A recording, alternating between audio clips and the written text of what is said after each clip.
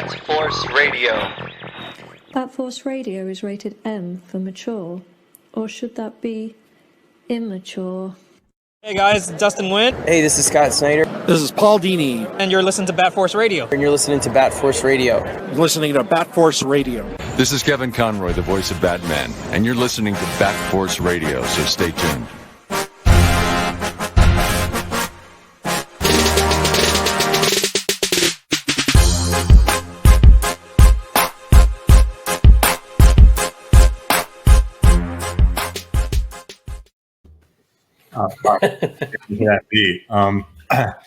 Hey guys, how you doing? This is our first episode of Everything Batman. I am your host, Dunk, or Everything Batman.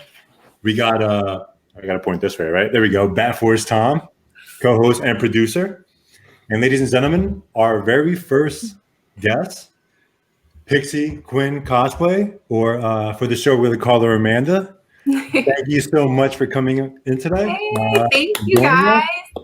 Thank you. How's everything going?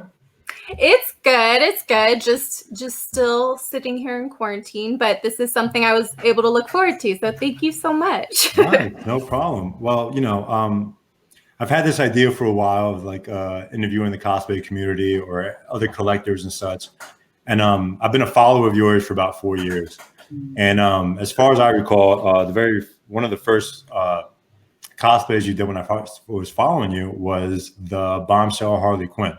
Nice. And I was like, oh my God, so spot on. I'm like, you know what? I could follow her. And it started then. So thank you. That's so sweet. And yeah, that's one of my more rare cosplays that people usually never really bring up. Like usually they know me for, Michelle Pfeiffer Catwoman or some form of like video game Harley Quinn, but never that one. So thank you. That makes me feel good. Someone remembers that one. Oh, I have quite the memory. It's kind of scary.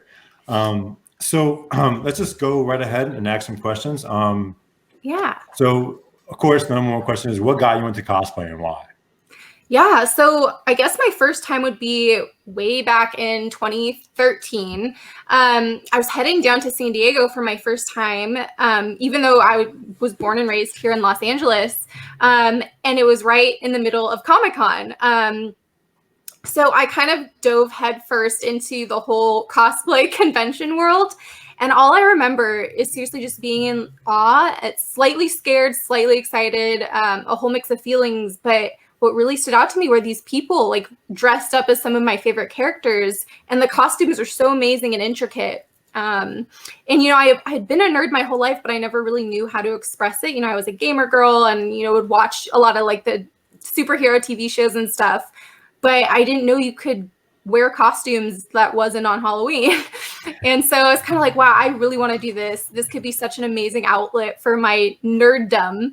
And literally the next year I was in my first Harley Quinn cosplay. So 2014 Comic-Con was my first time cosplaying. At San Diego? At San Diego, yeah. So not even like one of the tiny conventions, literally at like the biggest convention ever.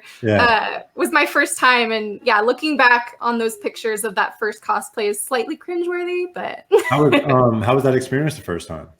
It was crazy. I really had no idea what I was doing. So I guess I should tell you. So I was trying to cosplay as Arkham City Harley Quinn because that's literally like one of my favorite outfits that she has. And like I said, I'm a gamer girl, so that's how I really, besides the animated series, really developed my love for the character. And I had no idea what I was doing, so I kind of like pieced together a bunch of different random things. Like I had a corset, and then I had some weird pants that were sort of weird from Amazon, and it looked literally nothing like her costume. And the Harley Quinn makeup I wasn't experienced yet, so I kind of like caked it on. It was really thick. Now obviously I'm a lot more like proficient and it's nice and smooth, but yeah, so that was my first cosplay. And I guess then I thought it looked really good. Now I don't, but it was fun. Was it still fun? Like, hey, can you take a picture with me? And did you do all of that? And like, oh my gosh, it was so crazy. Like I had never experienced like random people like asking for my photo before. And it was so fun. Quickly over the years, I've developed my con costumes because you slowly learn over the years that like certain costumes are not convention costumes. I can go into that later, but like this costume, my first time probably wasn't really that good of a con costume because the heels and everything. But I still had a great time. It was fun, and it was my intro into cosplay, so it was really special. That's awesome. That's awesome. Yeah. Go ahead, Tom. You were saying the video game, was it Arkham City you said? Yeah. Arkham City. So, I feel like we were just talking about this on one of the other episodes of our podcast, BatForceRadio on YouTube, Instagram, and all that other stuff. Anyways, SoundCloud, iTunes. But the first two Batman games, I feel like, were so huge as far as getting an entire other group of people like just into the fandom. Specifically, I would say like people our age, because like you mentioned, like the animated series, I feel like we all grew up with it and it was awesome. And the video games, I remember the first one came out, Arkham Asylum came out, and I remember hearing like, you know, you're kind of a snob sometimes, and you're like, oh, a Batman game, like it's probably gonna be terrible. Like I knew nothing about the game, so all I knew was they were making a Batman video game, and I played the ones on PlayStation before. I'm like, I don't know, man, I'm probably not gonna like it, and so I just ignored it. And then it wasn't until Arkham City came out where they had the like Game of the Year edition for Arkham Asylum, and then they, you know, Arkham City was already out, and I remember, let me try this first one. Yeah. Played Arkham Asylum, and I was like, oh my god, this is the animated series like come to life. Yeah. So it was just like, I remember thinking like, I can't believe I ignored this for so long, and that led me into like, oh my god, Paul Dini wrote this, like the dude who was writing the animated series. Oh my god, they got all the voice actors. Kevin like, Conroy, yeah, like holy shit. So like, was that kind of how you experienced that game? Like it was like oh my god, like this is just a treasure chest of my childhood.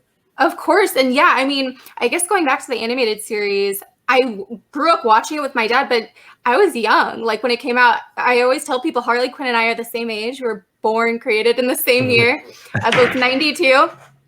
So I was probably a little bit too young then to really like, she's my favorite character. Like still, I was like, I wanted to be like my dad and brother. Like I love Batman, like Batman's my favorite.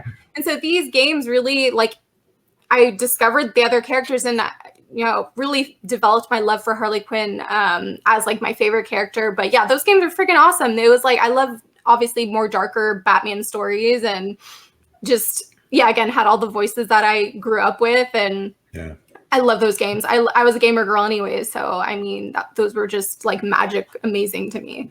Thank God, you know, Batman got dark. If not, we would have been seeing words just pop in midair. And God knows you probably wouldn't be a fan of that. But that's awesome. So you said like you pretty much got into Batman because your dad and your brothers. Yeah. How was that growing up? Oh, I literally, anything my brother did, I wanted to do. So like that's how I kind of grew up as a gamer girl. My brother was playing the original NES and the N64. I had to do that.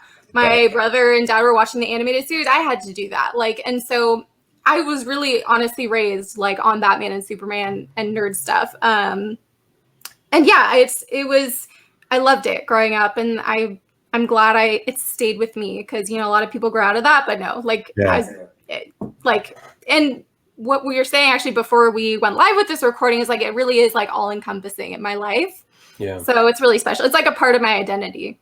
Yeah, for sure. I could agree with that 100%. I feel like we're such a lucky generation to where, you know, the comics were already there, the movies were already there, and then now we have video games, and not just video games, like all these collectibles, all these opportunities, like cosplay, like none of this stuff was available like generations ago, and now it's like every layer of your life, if you want it, could be you know, infiltrated by all this stuff. And you're a perfect example of like exactly that. Like you've worked in the industry, you collect it, you present yourself with the cosplay and stuff like that. So it's just like all around you. Thank you. Yeah. And even like with the cosplay, like that's even developed over the years, because when I started, I know it doesn't sound like that long ago, but 2014, my first cosplay, it wasn't that big of a thing. I mean, that was really like around when Instagram was getting popular. But I mean, like, you might know, like, you know, if you're on Instagram now, I feel like everyone's a cosplayer on Instagram or whatever. And their cosplay is like huge now. But even back like 7-8 years ago, it wasn't even as big as it is now. The craziest thing I remember, and just, I think it was around the same time, like, you know, 2014, 2015, I remember being at San Diego Comic-Con, And the thing that blew me away was not just people cosplaying, but people doing it so well that like they would do like I wish I had talked to that group, because I know that they didn't really do it on purpose, like you said, like just wasn't that community there yet. So I think they just kind of found each other that day or that weekend. But like you walk around the floor and they were all at the DC booth, and it was like a Joker, a Harley, a Catwoman, you know, all the rogues, and you could tell that they weren't necessarily all cosplaying like the same movie or game or year or comic or whatever, but they were all so good. Like their cosplay was so good that you couldn't tell that they weren't together. And so I remember thinking like, oh shit, like this is cool. Like these people are all different individuals, but they came together at the same time. And like, this is amazing to see like how detailed everything is. So that was like, I remember thinking like, that was when I realized cosplay is like, people take this shit serious. Like if they take it serious and they do a good job, like that's what happens. You know, you do a meetup with somebody else and it's like, oh my God, that's so cool how well these complement each other. Yeah. That's what got me like, into like following people. And like when my first experience in New York City Comic-Con, I couldn't stop turning around. Like, holy shit, that was so fucking good. Yeah. Like, but then this is going to lead to my next question. Yeah. It's always like, it's a misconception in the cosplay community that a lot of people do cosplay just for followers or, you know, or whatever. Yeah. And people think that cosplayers don't read comics. They don't watch the movies. They don't watch the shows. They're not really fans. Do you read the comics? Yes, of course. I mean, well, one, working at DC Comics helped. So there was that. But I was into them before. And like I said, not even the comics, but of course the games, the shows, everything. But I guess like when people, if they question whether or not I read the comics, they simply have to go look at some of my cosplays that I do. I mean, the other day I just posted my Red Lantern Supergirl, which is completely like, thank you. It's so random, but one of my one of the comments was like, wow, this is like 7th level like comic book nerd, like like you know, so good. Thank you. It's those like rare characters that I love doing. Like I remember picking up that comic, I'm like, that's a freaking amazing outfit. Like, and you know, and just random things like that, or like different versions of Magic, who's like one of my favorite Marvel characters. But actually, ironically, so of course I read the comics, but my favorites actually have nothing to do with superheroes. It's Fables from Vertigo. And I just love the dark fantasy aspect. It's like if Disney was if Disney was R-rated basically. And DC did make an awesome video game out of it for Telltale video games called The Wolf Among Us. Wow. Yeah, and so I love those comics. Those are actually some of my favorites. And sorry, Marvel fans, but yeah, DC definitely all the way. I know way more about DC, like myth and legends and characters, and I do. Like, to be honest, my favorite, like my only favorite Marvel character is like Thor, just because I think he's attractive, but that's pretty much it. And that's how like I judge Marvel characters. Like, he's cute, I like him. That's hilarious. Or Spider-Gwen. Spider-Gwen's cute too, but yeah, Spider-Gwen. When would you say that your comic reading and cosplay kind of started bleeding together? Because I feel like it's just bound to happen, obviously. So that it did actually bleed together like seamlessly, especially like I have so many examples, and I'm sure you guys, I sent you some pictures, but like so many of like the cosplay outfits that I do are inspired by like literal exact images I'll see in the comic or like a collectible statue. So like Catwoman wedding dress, like I was reading the comics, I saw that dress and I was just like doing that, making that. So like, yeah, see, I have that same statue sitting over there. So yeah, that's again, and yeah, like Red Lantern Supergirl, or I have in my desk, I saved this because I actually just got this comic the other day. I still have my secret like comic dealer from DC who will give me comics. But so there's this Catwoman I saw, I don't know if you can see it, but she's wearing point shoes. And I used to be like a point ballet dancer. Oh, wow. And so what was that? Yeah, like if you've seen my Spider-Gwen, I'm on point shoes. And so I saw this Catwoman, I'm like doing this because it's Catwoman with point shoes, black point shoes. So it happens all the time. And this is my latest example that just happened this week of that happening. That's awesome. Yeah. So you read the comics. You're a nerd, right? Yeah. Very much so. Do you have like a favorite artist or favorite writer? Yeah, well, okay, so also ironically with this cover, so this is Jenny Frison. She's definitely one of my favorite artists. Back at DC, we did a statue of hers for Wonder Woman. She did all those amazing Wonder Woman variant covers. Of course, Stanley Lau is always a popular one, but he's such a beautiful artist. Who else? Stanley Lau, Joel Jones. I love her writing and her art. Yeah, she's so good. I've definitely, again, Catwoman wedding dress. And even her other Catwoman's has like the cool sleeve like thing right here. I love her. She's amazing. And yeah, I would say those are like some of my top. Frank Cho I love too, but like I like. His is more cartoony, but I really like really realistic. Like, so Stepan Sejic, I really love too. He did Harleen, which was amazing. He wrote and drew that. Yeah. I love. So he's actually been one of my favorites recently too. So. Nice. So you mentioned Joel Jones, right? And one of the things that stood out to me was I remember seeing you in that cosplay with the wedding dress. Yeah. And I was like, "Are you fucking kidding me?" Like. Did you get some inside? Like because you had it the next week. You had that shit like that week. Yeah, I know. Was it like Batman 43 or something? So like Batman 50 was 4th of July, I think. You were taking pictures with it like in like May or like April. Like it was. No, actually, no, it was out because I remember. During our Halloween party that year, Jessica Chen, my coworker, had done it. During the Halloween party. Yeah. Oh my God, DC Halloween parties are legendary, and I'm gonna cry if I talk about them because I'm gonna miss it. But yeah, no, Jessica Chen did that for the Halloween party. I think actually I did it the next April. I was at WonderCon and I got to meet Joel Jones in the dress and Tom King and Jamie Rich, who's the editor, who's my neighbor. In my apartment building. No, so I did it after it came out, but an example of where I did have inside knowledge, which now that it's out, I can tell you guys, was my Golden Armor Wonder Woman. I had been working on that when no one had seen the photos at all of her. Really? No one even knew that she was doing Golden Armor.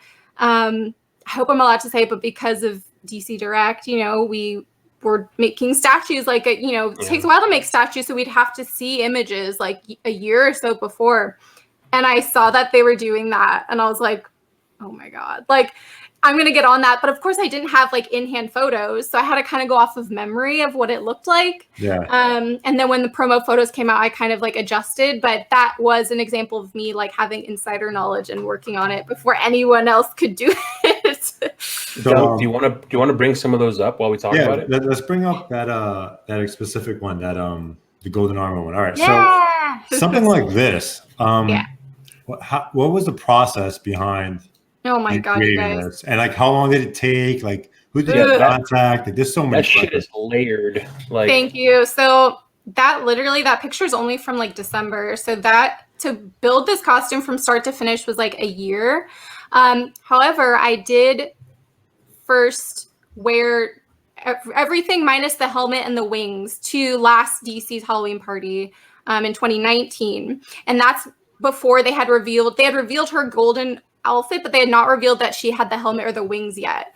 So you couldn't wear it. And so I couldn't even wear it to work because I didn't want my coworkers to be like, how does she know that? Like, like and I still didn't even really, I was just guessing what the wings looked like, but those wings I literally finished just recently. It took me like a year to actually full on complete the costume where I had the helmet and the wings because those were a bitch. Oh my God. Like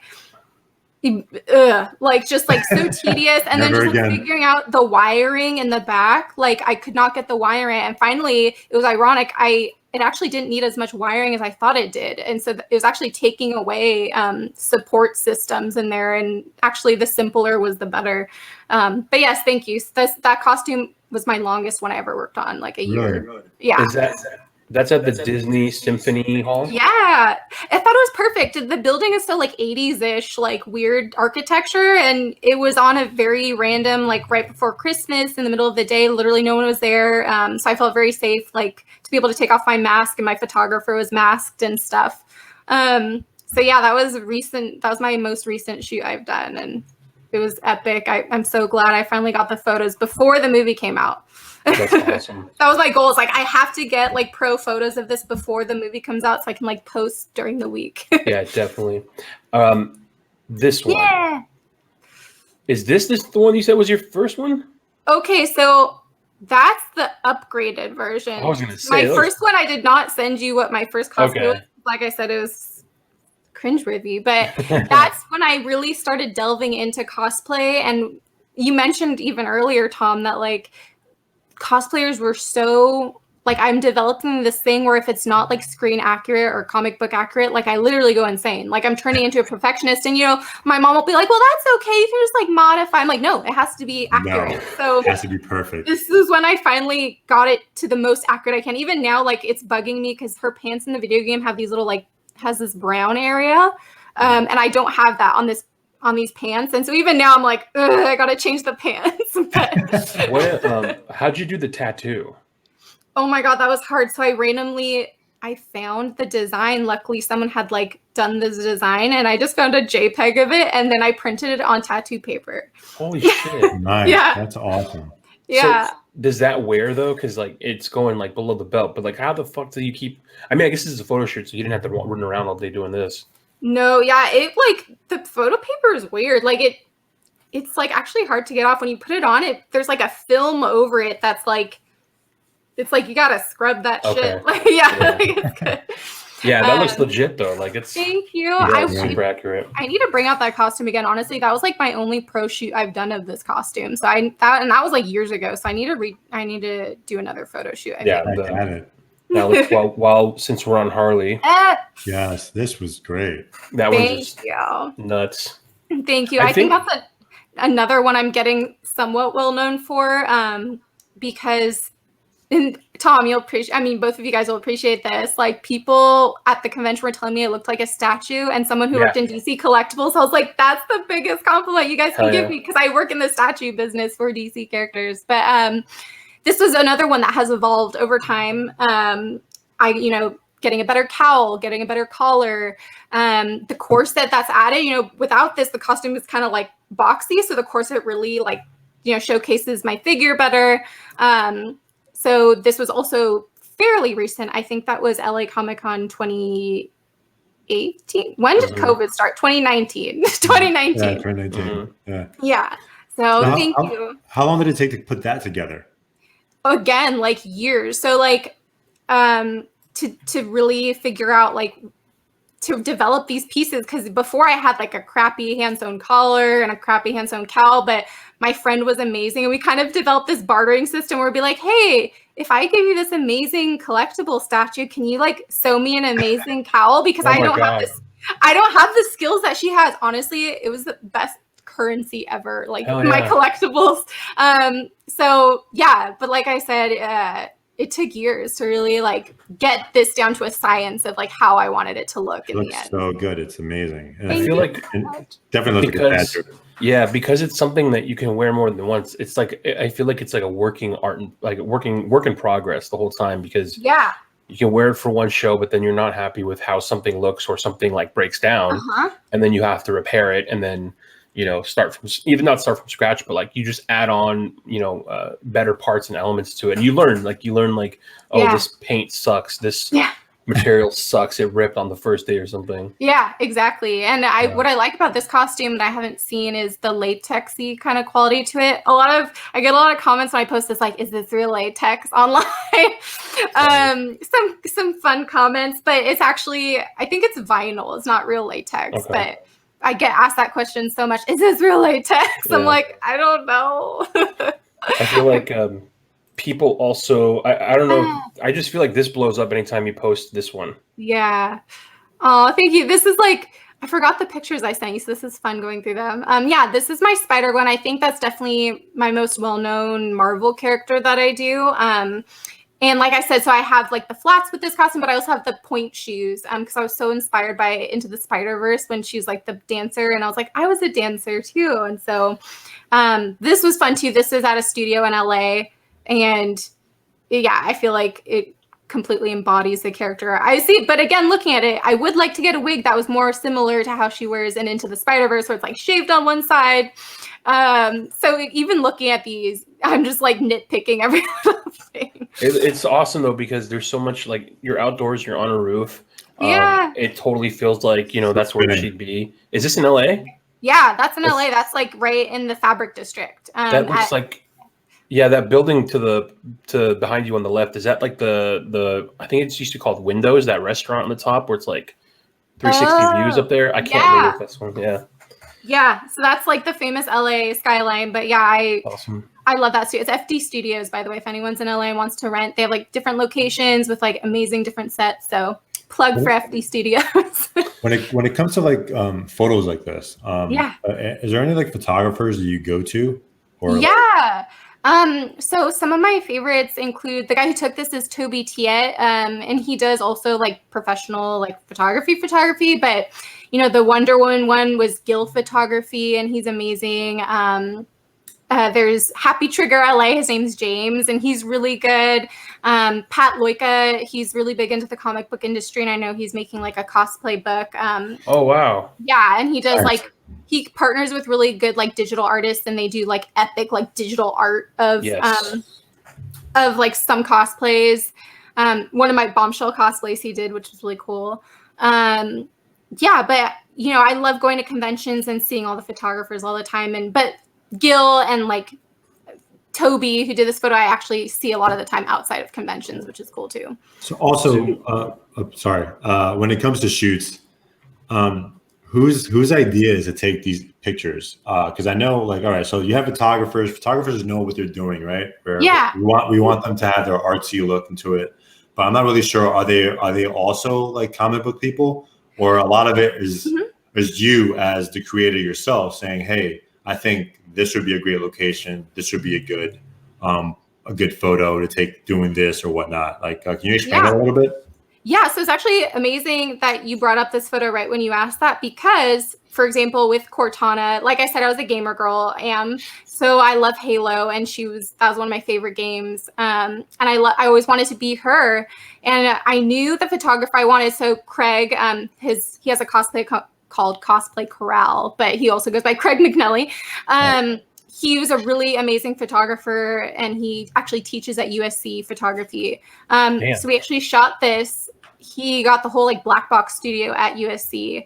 But I was the one telling him, he didn't really know much about Cortana, to be honest, but I told him, I showed him pictures from the game and kind of told him the poses. So this actually was kind of like my creative, not design, but my creative direction, I guess, of where I wanted it. Nice. And he's an amazing editor, so he did that. But like, for example, Pat Loika, who I was telling you guys about, who does the cosplay book, he actually was kind of the one who got me into like my Magic cosplay, because he's like, hey, I want to do this huge X-Men thing. I want you to be in it. Who do you want to be? And I was like, well, I don't know. Who's like a cute blonde character? And he's like, oh, Magic. So that's kind of how I came into my Magic cosplay, which is actually one of my most popular cosplays, was because of the suggestion of a photographer.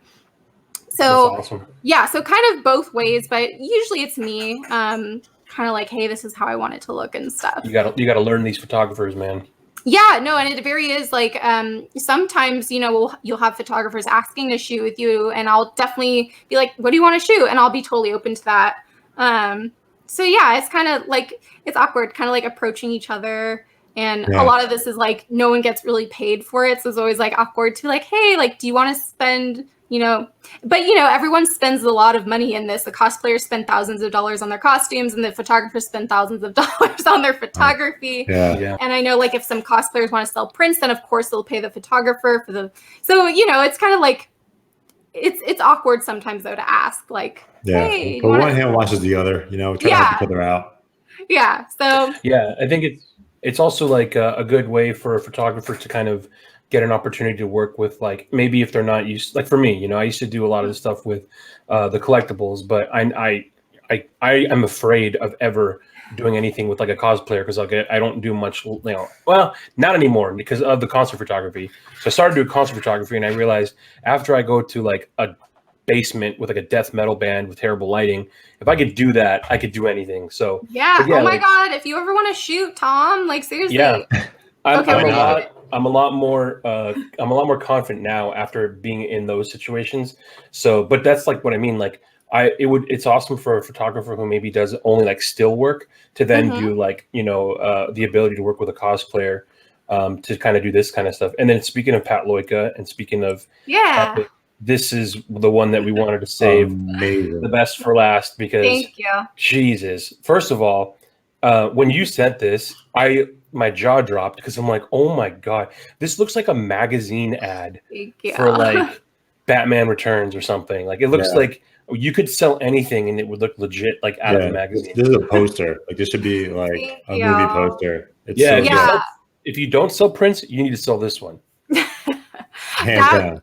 Catwoman, honestly, I don't know if I've sold this one, but oh my God, Michelle Pfeiffer Catwoman, that's like the one that people ask for prints of all the time. But yeah, Pat did an amazing job.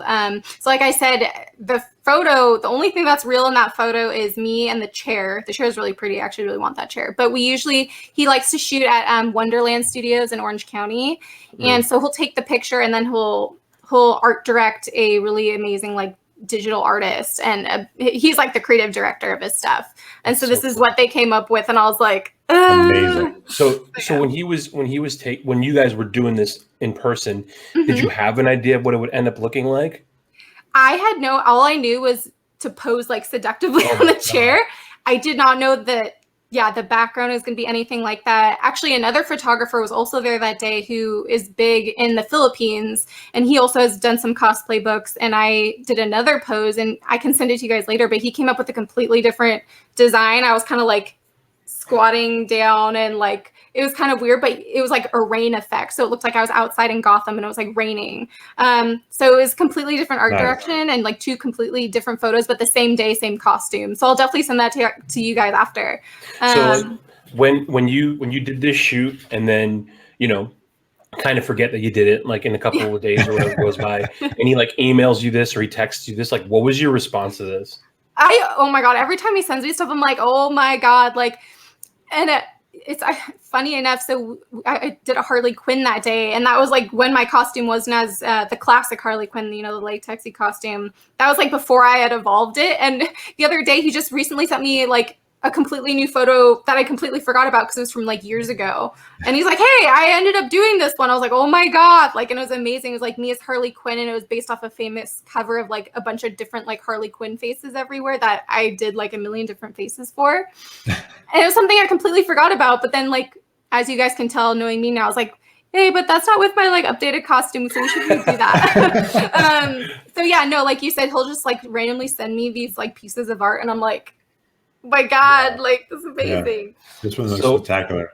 Something I gotta say too, like another reason why we wanted to talk to you first as like I don't even know, full disclosure, we had to restart at the beginning because power outage led it to. We were basically saying to everybody listening and watching, the reason we wanted to pick you as the first intro individual for the show is because every aspect of your life is consumed by fandom. It's cosplay, your work, video games, everything you're collecting, and but not just that. Like I could tell that you had some form of like background because some of the videos that you posted in your cosplay, like there's people that cosplay and they look good and they look great doing it. But like when I saw you did a video, I think it's probably on your TikTok, where like you're pretending to be a cat, like pushing a piece of like a cup off a ledge or something in this cosplay. I remember that. And I remember thinking like, dude, like your acting is so good. Like you're such a good actress too. Whereas like that's what I feel like, cosplay is great. And you don't necessarily have to have that. But what elevates it is when like you have that ability. And I'm like, okay, no fucking wonder you were a dancer. So that makes perfect sense. Like what it is to kind of be on, So like how do you think that's influenced your cosplay? Oh yeah, definitely. So the dance. I'll start with the dancing. The dancing for sure has helped so much, like for posing especially, because sometimes like these poses, like you really need a lot of flexibility, especially for like Catwoman, Spider-Gwen, all that. So I like praise the dancing gods that I was a dancer before this, because that's helped so much in my posing.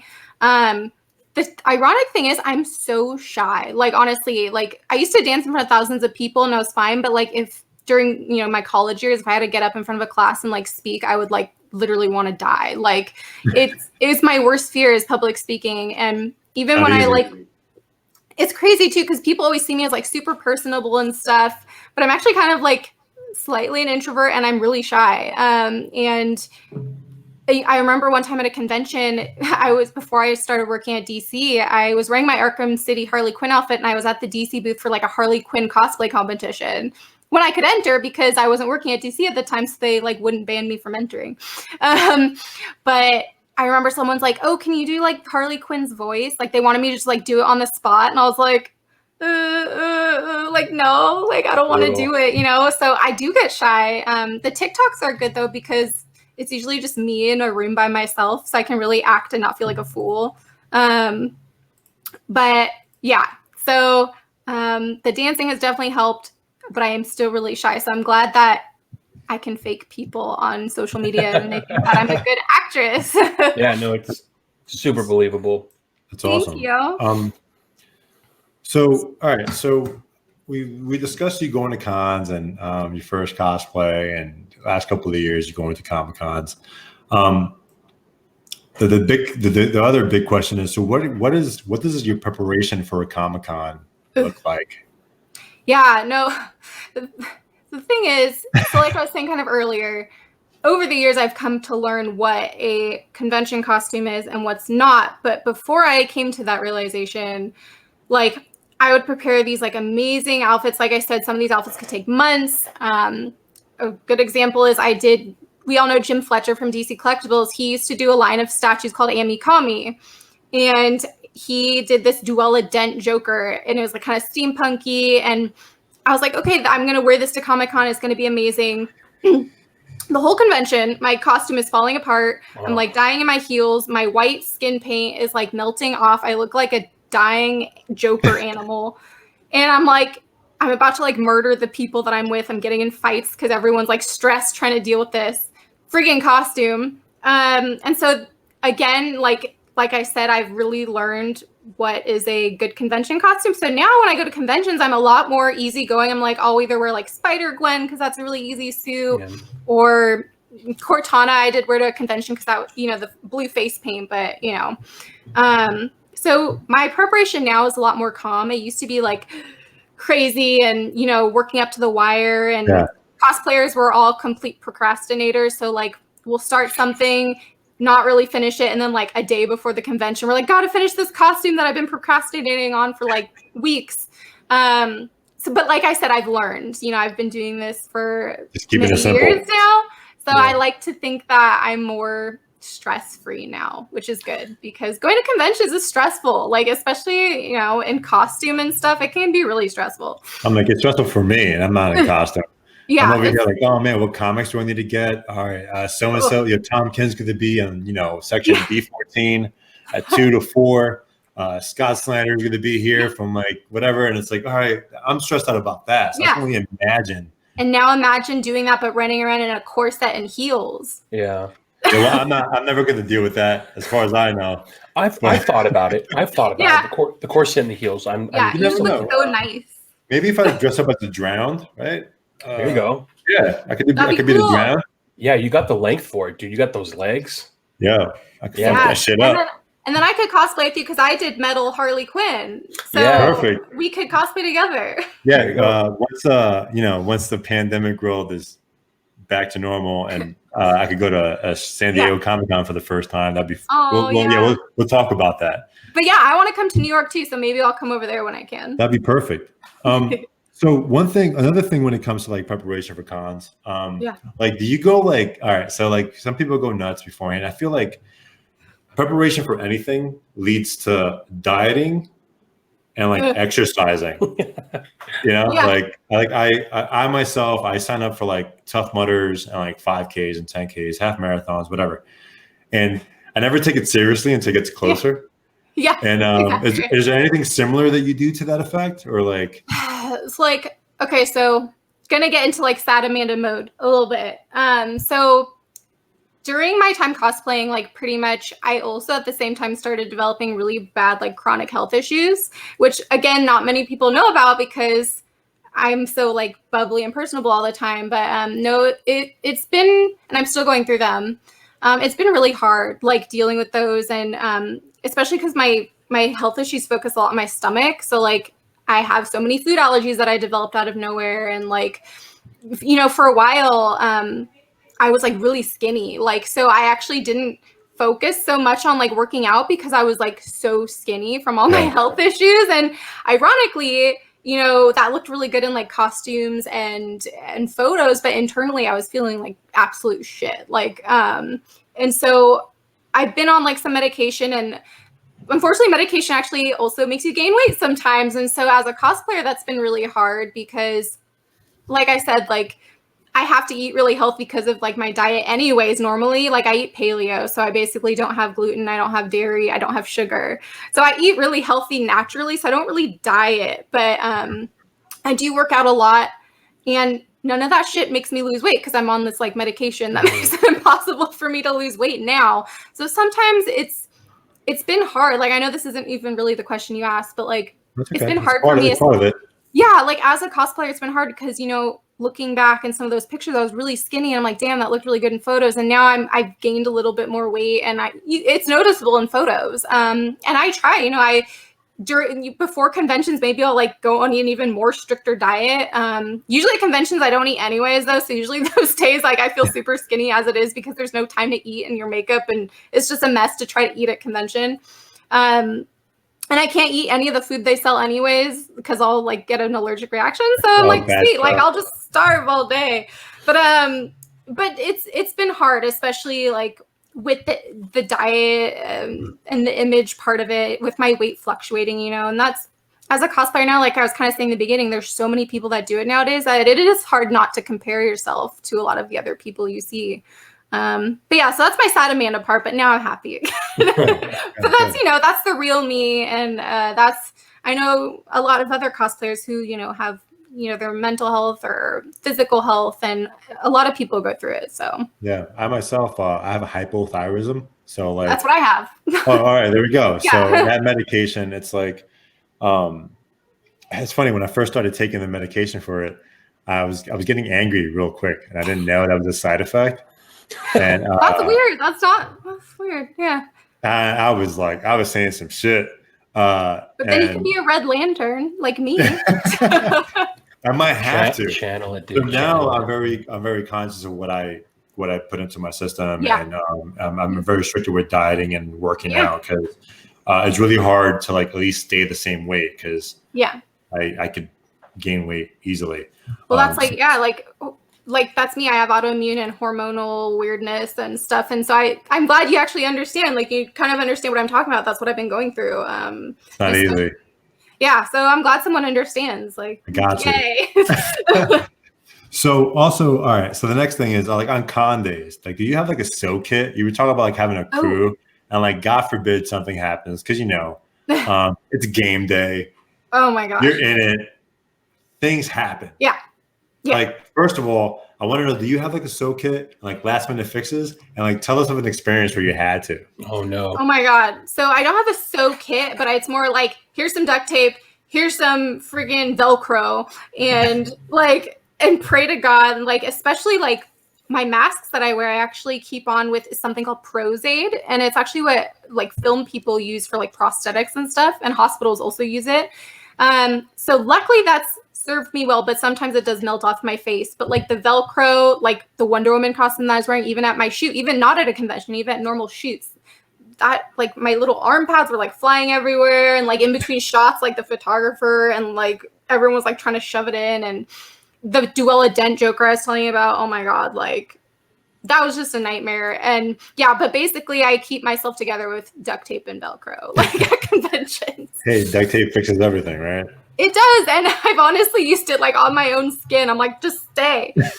So yeah, my skin loves me. It's like, thank you for putting duct tape right on. It's great. Nice. So that's a lot of con experiences. So we're gonna go into. You are also a collector. Yes. If you Okay. can't, I know it's dark in here. I feel really bad. My like ring light went out, but yeah, it's a nightmare in here right now because all of my DC office stuff is in with my normal stuff. So I currently have like, it's like if an avalanche were to happen right now, an earthquake, I'd be like dead in like 2 seconds. Don't say Because it'll that. fall on me. Don't say that. Don't jinx yourself in California. Oh, yeah, Jesus knock on Christ, wood. lady. So let's go into your collection. You sent us a couple of photos of a couple of things you have.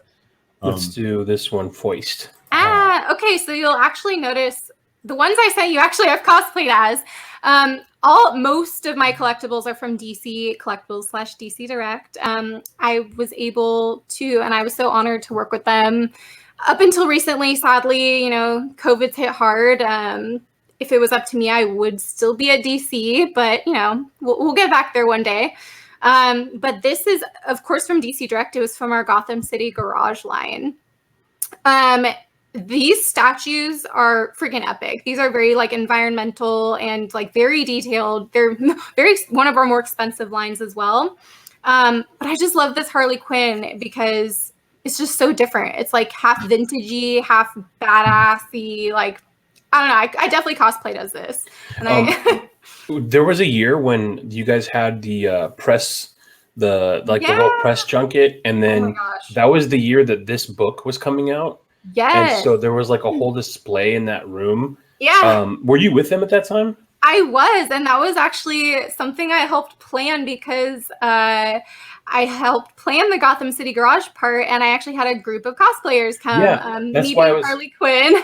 I got this girl who's known for her Wonder Woman cosplays. I got a Batgirl, and I didn't have my Supergirl yet. I think I remember that. Was it Wonder Woman is Real? Yeah. Yeah, I think I remember you guys doing the photo shoot together, and all of you guys were like posting at the same time. So were you Harley? Were you Harley at that event? Yeah, I was. Dude, that was so me. I was there. So I was there, and I remember seeing you guys cosplaying, and like I knew that the book was they were talking about the book, and I was like, this is fucking cool. Yeah. Oh my gosh, we were so close. It's so far away. Same room, yeah. So that's a sweet statue. Yeah, those things on eBay are like run for so much money. Part of me is always tempted to be like, should I sell these? But no, I'm definitely keeping the Harley Quinn one because it's just so special. And like Tom was saying, we had that special event for it, so it just brings back good memories of being. Yeah. I think if I'm correct, I think Jesus has this one, and I remember him getting it, and I was like, dude, that's just so fucking dope. Yeah, the Catwoman one is like the most rare too. Like, if you know anyone who has that one, tell them they could like make bank with that. Rest in peace. Rest in peace to our buddy Charles, who lost that piece when his shelves broke. And man, that was a bad one because he had the Catwoman version of this, and he's still been looking for a version of it. Let's go to this is one of my favorites. I have this one too. Okay, so I don't know if I'm going to get in trouble for talking about this one because it's technically not available anywhere. So this is actually a prototype that Mr. Jim Fletcher, he's like my best friend / boss. This was in our model shop at DC. And I always remember looking at it. And one day I was like, Jim, like, whose statue is that? He's like, oh, it's just a prototype that he had custom done. So you can't really tell in this picture, but Harley's black part of her costume is sparkles. And that's, of course, what attracted to me. I was like, Jim, what's this sparkly Harley Quinn statue? And this is actually at my desk, and unfortunately it's packed away now. This is my favorite pose of Harley Quinn and Joker. The Alex Ross is like my absolute favorite. Like, I have a t-shirt of it. It's like one of my favorite comic book moments.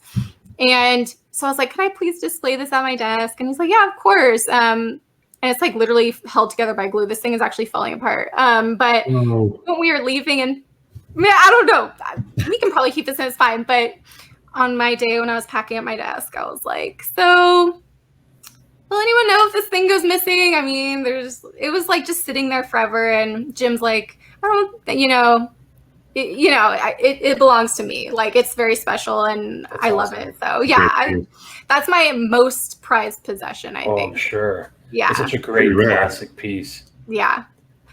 Let's go over to Dunk was talking about loving this one. Yep.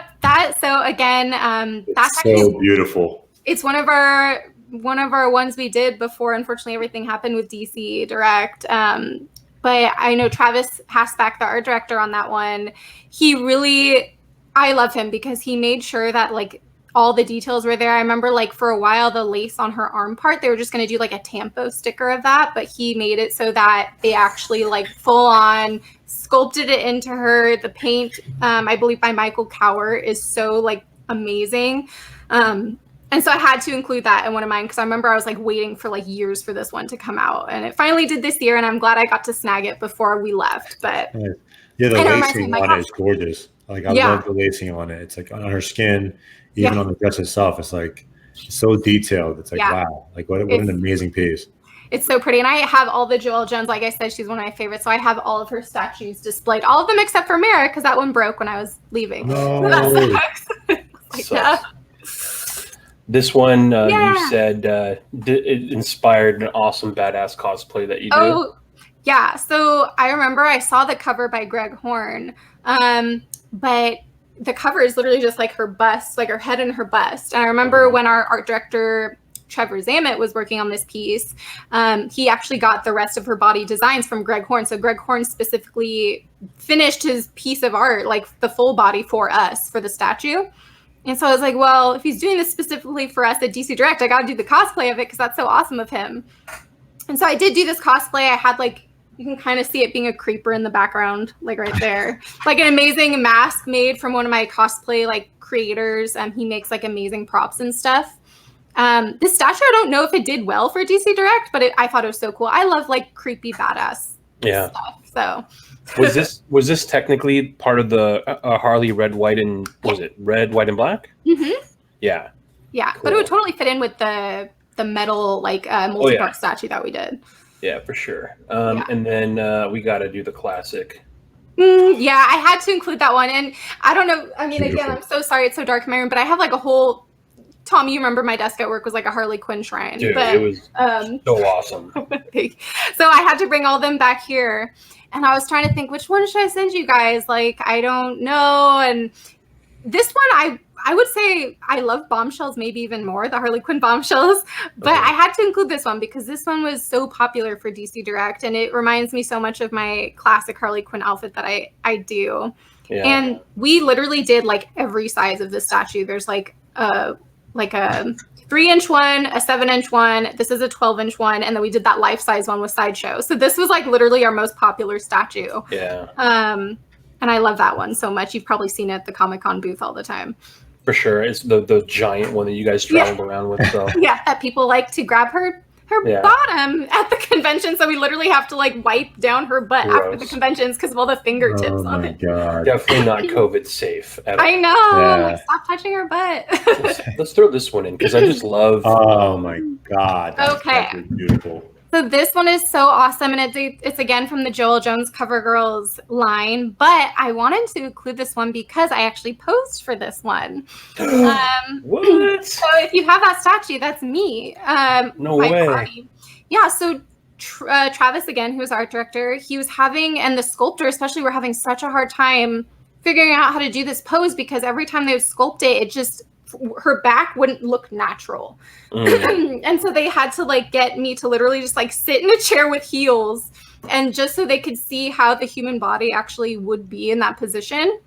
And That's awesome. So that I love that because I'm like, that's me, and it's Catwoman. But there's been a few other statues I've posed for, like the Wonder Woman Deluxe Bombshell where she's kind of like standing on a tank. Dope. Oh, really? That's awesome. Yeah. There's been like a few of the Harley Quinn red, white, and blacks that I've done. So I felt special that I got to model for some of these statues, but this one was the one I modeled for most. So that's why I included it. Yeah, I had that one as well. I remember when I saw it in my comic shop and I was like, hold that for me. This one is stunning. And like, again, because I wanted to include it because I've done Mara, but Aquaman, it was good, but it's not like my favorite DC movie. And Amber Heard, to be honest, I could care less. She's not like my favorite actress. But the reason I like the statue is not only for the base, but they made her body so realistic. And what I love is that she has a little pooch, where girls would have on their stomach. And usually I would never see anyone include that in a statue. But what I loved is that our art directors included natural, she has a little bit of a tummy or bigger booty or whatever. And that's why I love this statue, because it's so realistic to how, I don't know, it just makes me feel better. Wow, that's how I feel like that could be my body or something. Yeah. Cool. Yeah. These, so just kind of another example of how, you're in this in every layer of your life. Yeah. You got the cosplay, but that's influenced by the gaming that you grew up with, and then it just all bleeds together with the collectibles that you have. Yeah. And It's a lifestyle. It's just the snake eating its tail, the recyclable logo. Ouroboros, yeah. Yeah, for sure. That's amazing. Thank you. So, of course, you're a popular cosplayer, and you've been doing this for so long. You're a nerd. You game. You worked in the field pretty much. What advice do you have for people who want to cosplay? People who are currently cosplaying. What can you tell them to make them feel better or have them just inspire them? Oh, thank you. And I do get sometimes people reaching out to me asking, hey, I want to start. What do I do? Or, I feel like I can't, and literally I just tell my story. Look, I went to a convention one day and I was like, I want to do that. And then so I did it. And I literally had no sewing experience. I have never worked with foam or Warbler, which is another material cosplayers use. I never had done any of that. And I literally just watched a bunch of YouTube tutorials and just followed a bunch of people, and I started doing it. And I honestly, another thing I would say is don't pick characters that are just popular. I do popular characters like Harley Quinn or, Golden Armor Wonder Woman was totally, I was like, I need to get that out before the movie because I want to ride that train. Yeah. So I'm not going to lie and say I don't do that. But Cortana, Red Lantern Supergirl, or Jill Valentine was another. She actually ended up being really popular. I guess I didn't know that many Jill Valentine fans, but I just pick characters that I love, honestly. And I don't try, even on TikTok the other day, I like musical theater. And so I posted a Les Miserables character that I'm no one's going to freaking like this, whatever. But I post it anyways. Or Coraline, which is one of my stop motion animated movies that I like. I did a Coraline cosplay and I'm no one's going to like this. And it got a decent amount. But, and even listening to myself talk, I keep mentioning likes. And I even need to sometimes be better about that is don't try to do it for likes either. When I started cosplay, Instagram wasn't even a thing. And over the years, I've seen it develop into this really, and even I get caught up into it, really competitive, really stressful, gotta have content, gotta compete, and that can get so stressful. And even nowadays, even cosplayers, I think, are getting over it, especially the new Instagram algorithm. People are no one likes my stuff anymore. I don't know if you guys have a larger following, so you guys actually might get that weird algorithm thing too. But look, that's another. We don't even care about it. Exactly, and that's why I love you guys. You guys just post what you love, and that's why I love you guys so much. And I also love you guys because you are so kind and you invited me on. And in the back of my mind, I told you, I was oh, I don't even have as many followers as some cosplayers. They could have invited all these people who have hundreds of thousands. And sometimes it does make me feel bad. That's hey, I've been doing this way longer than this person. They got way more followers than me. What the hell? But like I said, I try, especially also too, because I have a career besides just cosplaying. So maybe they might be able to spend all their time doing that, which is fine. But for me, I really have gotten better not trying to compare myself, not compete. So I'd recommend people doing that from the start because you can get caught up in it very easily. Yeah, it's pretty much just have fun, enjoy it. Yeah, exactly. Like I said, do the characters you want to do. You don't have to do Harley Quinn and Wonder Woman. Do whatever you want. That's awesome. Yeah. I guess, well, that's perfect advice to anyone who's trying to get into cosplay. Thank you for that. Yeah. Most importantly, thank you so much for coming on. Thank you for having me again. It's like an honor. Like, I feel like I'm not cool enough. No. You're right up our alley, and yeah. Like everything you said, so humbling. You're just being yourself. You do this because you enjoy it. Yeah. You're not trying to get anything out of it, and I think that's very important for people to know that this is fun. Yeah. And when you're having fun doing something, maybe it grows to something else. Yeah. But that's not the goal. The goal is you having a good time, and part of the community is this is how we meet each other. Like this is how we get these networks and contacts of people of same community but like different paths. Like I'm a collector. We're podcasters apparently, and here you are a cosplayer. Here we are, just chit chatting and still geeking out. But the same thing that we're both, all three of us, are passionate about. Yeah, and it's a beautiful thing, and I think that's my goal with the community is us understanding that although we're all nerds, we're all geeks, we all can't wait for cons to come back. We all can't wait to stand in line and get things signed. We all can't wait to take pictures together and share it on Instagram or Facebook or TikTok or whatever it is. We're a community, and again, I want to thank you for coming on. Most importantly, I want you to let people know where they can find you. Oh yeah. So my username on literally everything is PixieQuinnCosplay, except for Twitter, I'm PixieDust0623 because I've had that forever, and that's just nice. I don't know. I need to change it, but I don't know. I'm Twitter's like my least, like, no offense to Twitter people, but that's like my least one I use. So you don't even have to follow me on that anyways. But I'm PixieQuinnCosplay on Instagram, Facebook, and then TikTok, newly TikTok, and I'm having a lot of fun on there. There you go. Yeah. You got the banner right there. If anybody wants to follow, that's where you can get them. Once again, thanks for coming on. Thank you so much. For everyone listening and watching, guys, right now we're currently on SoundCloud. We're waiting on iTunes, Spotify. We're going to be on. This video is going to be uploaded on YouTube. Leave a comment, leave a like, subscribe. Please go on Pixie Quinn Cosplay's page, follow her, give her love. Let's make the community stronger. Let's all support one another. And again, leave comments. Thank you so much. Episode 1. Yay. We're out of here. Thank you. You guys are the Thanks, best. And